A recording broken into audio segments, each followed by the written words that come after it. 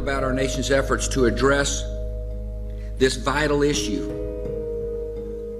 to the health and the safety of all Americans, I'm here to discuss our strategy to prevent and protect the American people from a possible outbreak.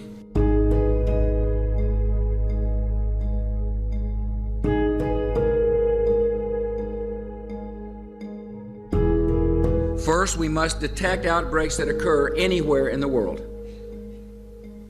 Second, we must protect the American people by stockpiling vaccines and antiviral drugs and improve our ability to rapidly produce new vaccines against a pandemic strain. We need to have a surveillance plan that allows us to identify when an incident has occurred in the world. The sooner we know, the more quickly and more adequately we can respond.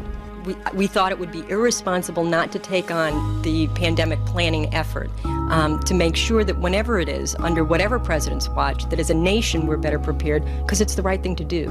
It can't be avoided. A pandemic is unlike other natural disasters. Outbreaks can happen simultaneously in hundreds or even thousands of locations at the same time. And unlike storms or floods, which strike in an instant and then recede, a pandemic can continue spreading destruction in repeated waves that can last for a year or more. And one day, many lives could be needlessly lost because we failed to act today. An infrastructure, not just here at home, but globally, that allows us to see it quickly, isolate it quickly, respond to it quickly. So that if and when a new strain of flu like the Spanish flu crops up 5 years from now or a decade from now, we've made the investment. And we're further along to be able to catch it.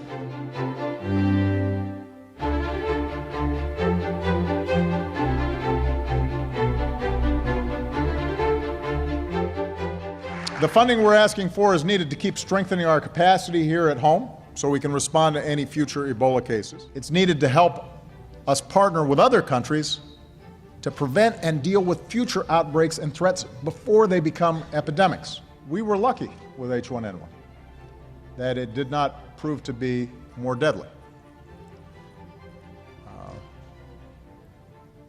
We can't say we're lucky with Ebola because obviously it's having a devastating effect in West Africa, but it is not airborne in its transmission.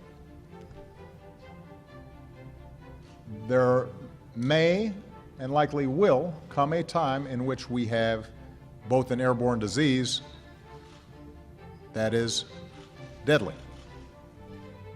And in order for us to deal with that effectively, we have to put in place an infrastructure, not just here at home, but globally, that allows us to see it quickly, isolate it quickly, respond to it quickly. Today, the greatest risk of global catastrophe doesn't look like this. Instead, it looks like this. If anything kills over 10 million people in the next few decades, it's most likely to be a highly infectious virus rather than a war. Not missiles, but microbes. Now, part of the reason for this is that we have invested a huge amount in nuclear deterrence, but we've actually invested very little in a system to stop an epidemic. We're not ready for the next epidemic. Many people sincerely desire to live for a greater purpose, but never achieve their desire. Most of the time, there is still a missing link. In his book, Vision is Not Enough, Opie Adenuga takes his personal experiences, along with insights from biblical perspectives and current events, to look at the importance of purpose as a driving force for your life. With vision and direction, you can unlock your potential. The better part of you is yet to unfold. Available at Amazon, your local bookstore, or at Trilogy.tv.